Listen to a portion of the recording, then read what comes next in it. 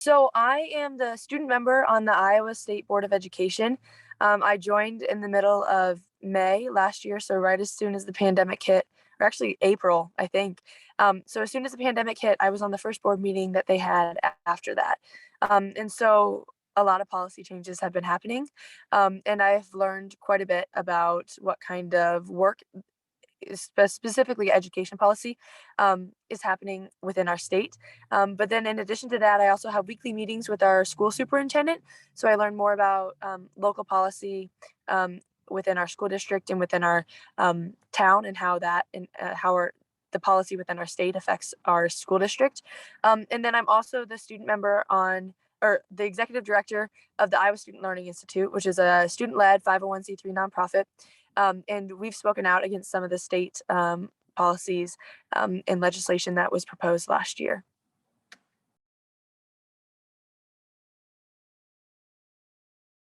So my biggest thing hasn't necessarily been the impact that the policy has had on our education system. It has a huge impact. But the biggest thing I've seen is when students get involved in policy, the impact that it has on their own lives, and the impact that it has when they start realizing that they have a voice in different events that are happening and different decisions that are being made around them, or they realize that maybe their voices aren't as heard as much as they thought it would be, and so they want to fight to make their voices more heard. And so that's the biggest thing that I've seen, is that students realize that they really care about this, and they realize that they can be leaders and that they can have an impact. And once they do that, their sense of identity begins to shift. And I think that their engagement in school starts to shift, and their engagement in a lot of different things in their life um, shifts as well, as they start to get engaged in things that would help them become more influential in the decisions that they want to have a part in. Um, but then the other thing I think is the influence of outside activities on the school environment. I think a lot of people try to keep politics out of education, which is how it should be, right? But politics have their way of working into high schools specifically, because students see what their parents are thinking, what their peers are thinking, and it works our way into high schools. And it sometimes creates a very divisive environment. And so policies can either help with that or they can fuel that. And so I think within Iowa, we've seen a lot of policies that have fueled that divisiveness within the student body.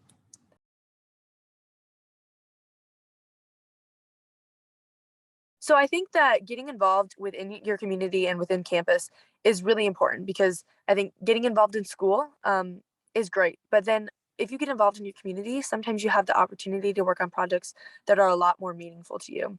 And so I believe that every student is passionate about something, or that they see an issue that needs to be changed. But some of them don't have the tools to make that change. And so they get disillusioned and they feel like they have no power in doing that.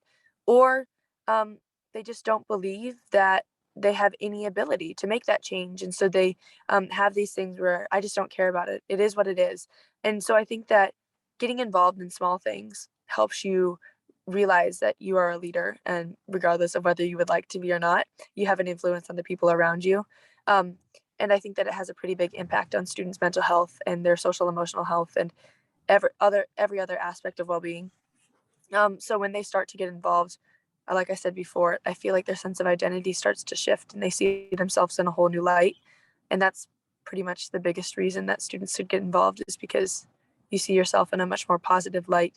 And by getting involved in things that teachers might do for you instead, you start to see how maybe there are ways that you could teach yourself something better. And you begin to be a teacher for yourself, and learn about all these other things that maybe you necessarily wouldn't have taken the initiative to learn or seek out before.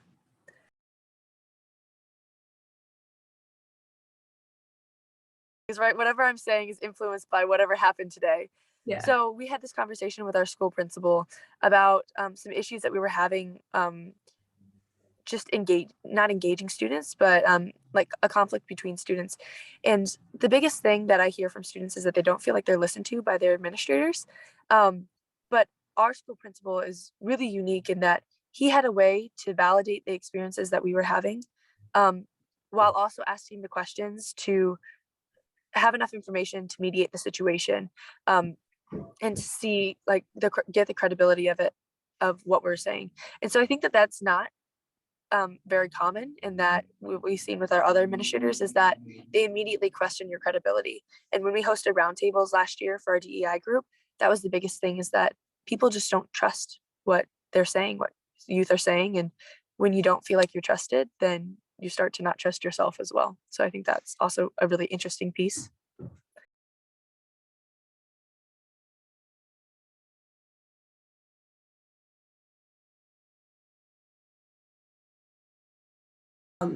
My school district has a student advisory council.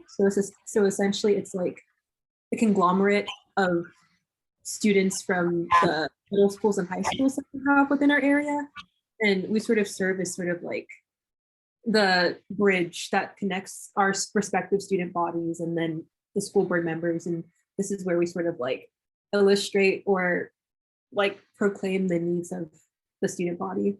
So in the past, I think it was not last year, but 2 or 3 years ago, we were actually able to get our dress code changed because we had realized that a lot of the, I guess, penalties or like dress codings that were happening within the schools were targeting females within our schools. So we were able to get that changed, and that's been an enactment for like somewhat recently. So that was really cool. I guess in other groups as well, this isn't necessarily a policy change, but more so like action that I'm taking now. I was able to form a student equity team that we had never had before. My school district had just formed their own sort of staff equity team as well, and they wanted to have a student piece. So that's hopefully going to bring about some change as well.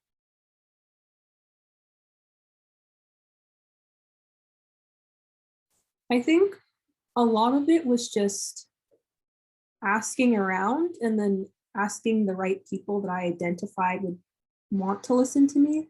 Because I think a lot of, or at least students that are interested in student voice or like this sort of, you know, activity or just like saying their thoughts, they have a lot of trouble finding people, and those people being, I guess, like adults or higher ups within their school districts to actually connect to and listen to.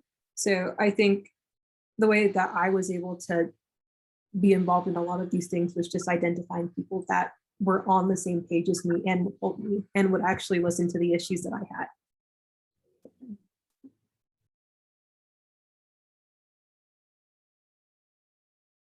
Isn't necessarily like school district wise, but maybe like within my school, just like my home school, there's been a greater push of like student, like, I don't know, like student engagement in the community.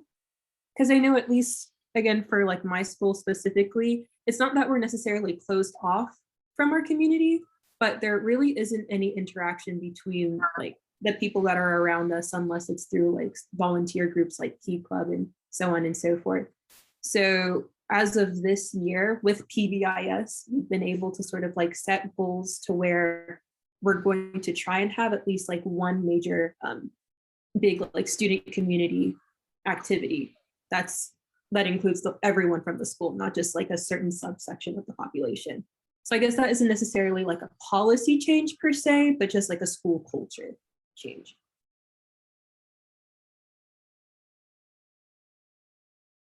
I feel as though it's sort of a reciprocal relationship, students and then their community, because I feel like the place that you grow up in very much influences like you as a student, you know, and I feel like it's sort of that way vice versa. So I feel like giving back to a community is going to give back to you.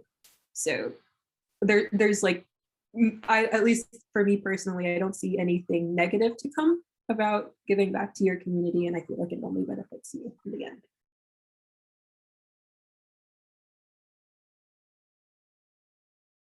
I guess over the past 2 years or so, I just really want to promote equity.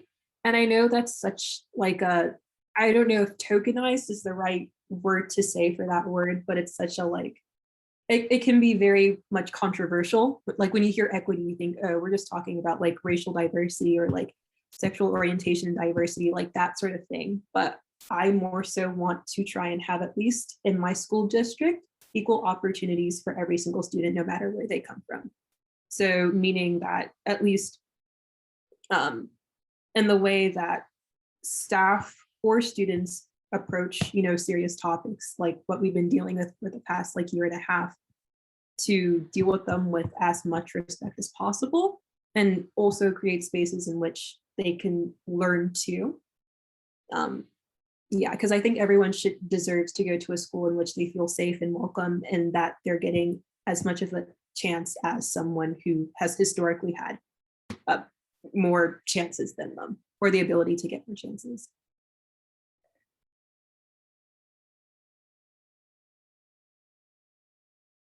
I feel like if you do, if and again, like not you, but just like students who are interested in maybe like pursuing sort of like student leadership opportunities, I would very much, like I said before, identify the adults in whatever circle you're in or whatever school district, whatever you're in, who you feel as though would listen to you, that you trust, and who will help and advance whatever you want to do.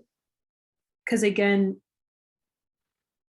getting at least that support is a great way to sort of like trigger whatever you want to do. So again, getting an adult or a group of adults, or you getting your own group of students who are just as passionate as you, and then coming together and presenting your ideas in a way that, again, would help advance your cause. I feel like that's something that, as someone who wants to pursue something, you have to do in order to get what you want.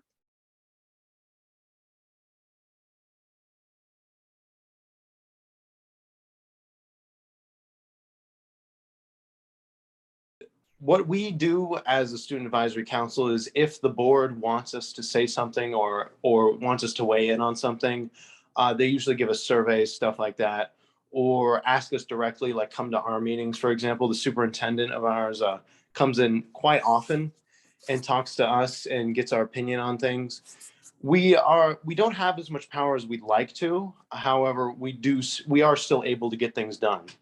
One of these things sort of recently was the dress code. We sort of changed that quite a lot, and it was pretty much directly because of the Student Advisory Council.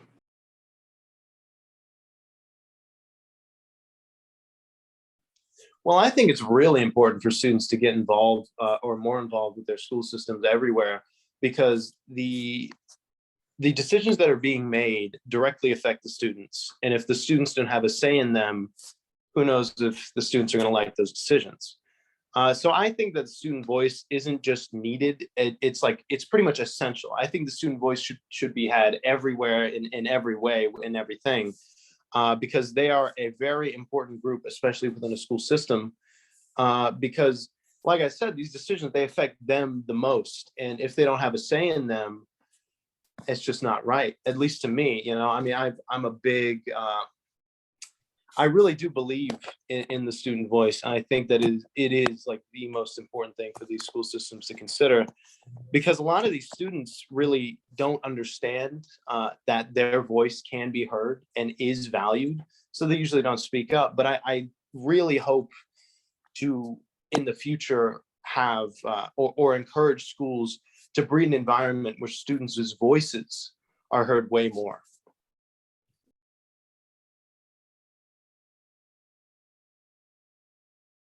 I'd like to say to all the students and teachers who are getting more involved with student voice, be persistent.